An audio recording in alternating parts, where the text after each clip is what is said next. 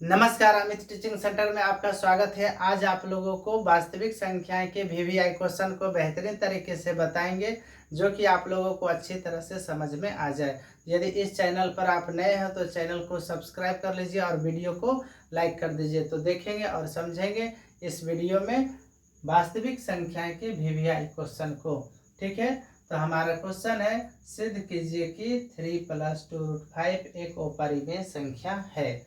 क्या बोले हैं? सिद्ध कीजिए कि 3 + 2√5 एक अपरिमेय संख्या है। ये बहुत इम्पोर्टेंट क्वेश्चन है, क्योंकि मैट्रिक एग्जाम में ये कई बार क्वेश्चन पूछे गए हैं। तो इसलिए आप इसे अच्छी तरह से देख लें और अच्छी तरह से समझें और इसे अच्छी तरह से प्रैक्टिस करते रहेंगे। ठीक है, और प्रैक्टिस करके ही एग्जाम में बैठना है। ठीक है, तो यहाँ पर हमारा क्वेश्चन क्या था? सिद्ध कीजिए कि 3 + 2√5 एक अपरिमेय संख्या है। तो इसे किस तरह से सिद्ध करेंगे? तो सिद्ध करने के लिए क्या करना होगा? सबसे पहले हमें मानना होगा, माना कि 3 + 2√5 एक परिमेय संख्या है। क्या माने हैं? माना कि 3 + 2√5 एक परिमेय संख्या है। तो यहाँ पर देखेंगे कि परिमेय संख्या लिखे हैं। तो परिमेय संख्या किसे कहते हैं? तो जो संख्या p/q के रूप में लिखा जाता है उसे परिमेय संख्या कहते हैं। तो हम इसे इस रूप में भी लिख सकते हैं, 3 + 2√5 = p/q, जहाँ पर p और q क्या है? पूर्णांक है। और इसको हम क्या मान लेते हैं? समीकरण 1। और यहाँ पर लिख सकते हैं जहाँ पर q ≠ 0, यानी कि q के स्थान पर 0 नहीं हो सकता है। ठीक है, तो आप इसे अच्छी तरह से ध्यान में रखना है कि q के स्थान पर क्या है? 0 नहीं हो सकता है। ठीक है, अब हम इसे लिखते हैं, आगे चलेंगे समीकरण 1 से। समीकरण 1 से लिखेंगे और यहाँ पर क्या है? समीकरण 1 हमारा 3 + 2√5 = p/q। ठीक है, तो इसमें अब क्या करना होगा? ये जो रूट वाला है मान, इसको आगे कर लेंगे। तो 2√5 = यहाँ पर क्या हो जाएगा? p/q। और ये देखेंगे, ये 3 क्या है? प्लस में, और इस तरफ भेजेंगे तो माइनस में 3 हो जाएगा। ठीक है, अब आगे चलेंगे तो यहाँ पर क्या हो जाएगा? भिन्न का घटाव निकालेंगे। तो यहाँ पर क्या हो जाएगा? 2√5 = अब यहाँ पर इसका एलसीएम कितना हो जाएगा? q हो जाएगा। अब q भागा q देंगे तो कितना हो जाएगा? यानी q से q में भाग देंगे तो कितना बार में कैंसिल? एक बार में कैंसिल, और 1 × p करेंगे तो ये p आएगा। माइनस है तो माइनस, नहीं कुछ तो इसके नीचे क्या है? 1 है, यानी 3 के नीचे नहीं कुछ तो 1 है। ठीक है, अब 1 से क्या करना है? 1 से q में भाग देना है। तो कितने बार में कैंसिल होगा? तो ये q बार में कैंसिल होगा। तो q × 3 करेंगे तो 3q हो जाएगा। ठीक है, अब यहाँ देखेंगे ये 2 क्या है? गुना में है, तो इसको हम इस तरफ भेज देंगे तो ये क्या हो जाएगा? भाग में चला जाएगा। तो यहाँ पर हम लिखेंगे p - 3q/q, और यहाँ पर बटे देंगे और यहाँ पर बराबर। और हम क्या कर रहे हैं? 2 को हम इस तरफ भेज रहे हैं तो ये भाग में चला जाएगा। तो इस तरह से लिखेंगे। अब नहीं कुछ तो क्या है? 1 नीचे है। ठीक है, अब इसको हल करेंगे, क्यों? क्योंकि ये 4 लाइन में, इसको 2 लाइन में करेंगे। तो यहाँ पर हो जाएगा p - 3q/q, और गुना, ये भाग में है तो इसको गुना में करेंगे तो 1 ऊपर चला जाएगा, 2 नीचे, और इसे हल करेंगे तो p - 3q/, क्या हो जाएगा? 2q, ये आ जाएगा। अब यहाँ पर हम इसको इस रूप में लिख सकते हैं, क्या इसे? तो √5 = और ये p - 3q/2q। ठीक है, क्या लिखें? √5 = p - 3q/2q, यही वाला मान यहाँ उतार दिया। अब इसको मान लेते हैं समीकरण 2। ठीक है, ये हमारा क्या हो गया, समीकरण 2। अब यहाँ पर लिखेंगे क्या, चूंकि ये इस तरफ से कर लेते हैं। चलिए यहाँ पर चूंकि ले लिए, और चूंकि में हम क्या लिखेंगे, चूंकि P और Q पूर्णांक हैं। चूंकि P और Q क्या है, पूर्णांक है, इसलिए देखिए P और Q क्या है, पूर्णांक है, इसलिए क्या होगा, P माइनस 3Q और 2Q भी पूर्णांक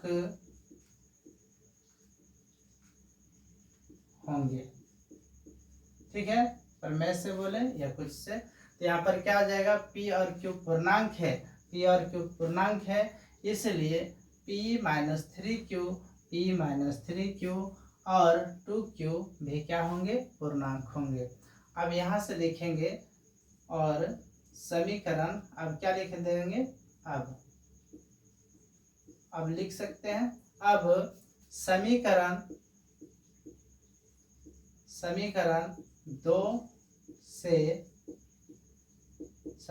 2 से यह पता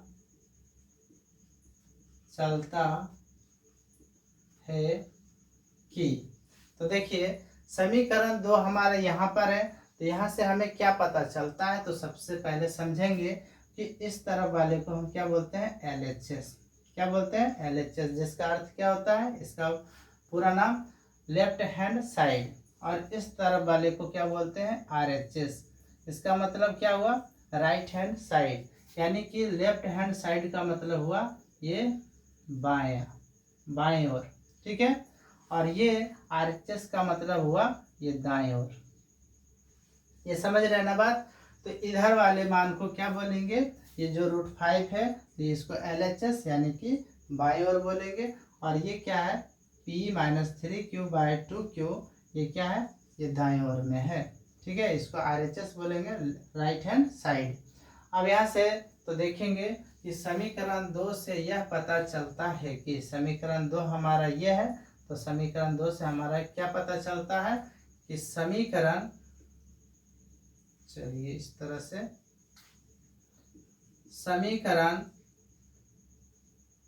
1 नहीं, समीकरण के क्या है, बाएं ओर एक, ये क्या है, अपरिमेय संख्या है, एक अपरिमेय संख्या है,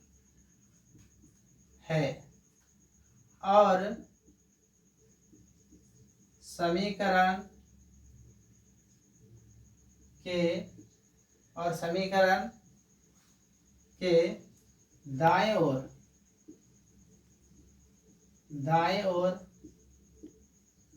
एक परिमेय संख्या है।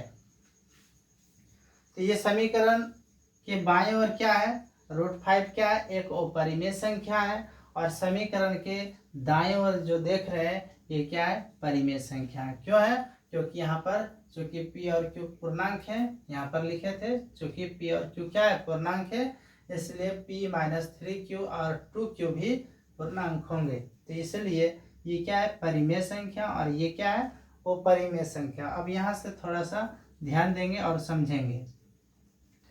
ये क्या है, √5 एक अपरिमेय संख्या है।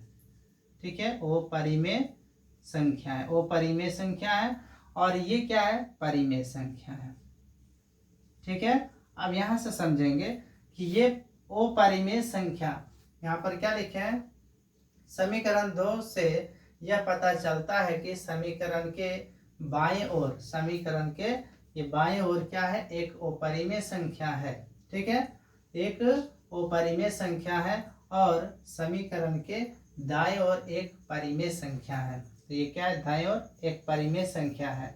अब यहाँ से देखिए, ध्यान दीजिए कि ये अपरिमेय संख्या और ये परिमेय संख्या, और यहाँ पर किसका चिन्ह है, यहाँ पर आप देख रहे हैं कि किसका चिन्ह है, तो ये बराबर का चिन्ह है, यानी इक्वल टू का चिन्ह है। ठीक है, अब यहाँ पर जो बराबर का चिन्ह है, तो क्या आपको दिखाई दे रहा होगा, तो आप देख रहे होंगे कि ये क्या, एक तरफ वो परिमेय संख्या, ये परिमेय संख्या, क्या दोनों आपस में बराबर है, ये आपस में बराबर नहीं है।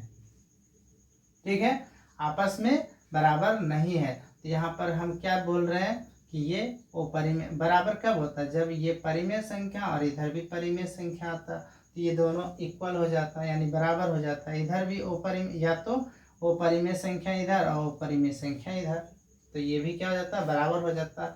लेकिन एक तरफ क्या है, वो परिमेय संख्या, और एक तरफ क्या है, परिमेय संख्या। तो ये तो बात गलत है कि नहीं है, ये गलत है। तो इसलिए हम यहाँ पर लिखेंगे, क्या लिखेंगे, चलिए इसलिए लिखेंगे, इसलिए या तो इस तरह से आप लिख सकते हैं, इसलिए हमारी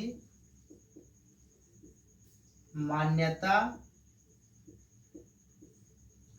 गलत है, इसलिए हमारी मान्यता क्या है, गलत है। क्या मान्यता गलत है, क्योंकि यहाँ पर जो हम माने हैं कि 3 माना कि 3 + 2√5 एक परिमेय संख्या है, तो यहाँ पर हमारा क्या हो गया, यहाँ पर हमारी मान्यता गलत हो चुकी है।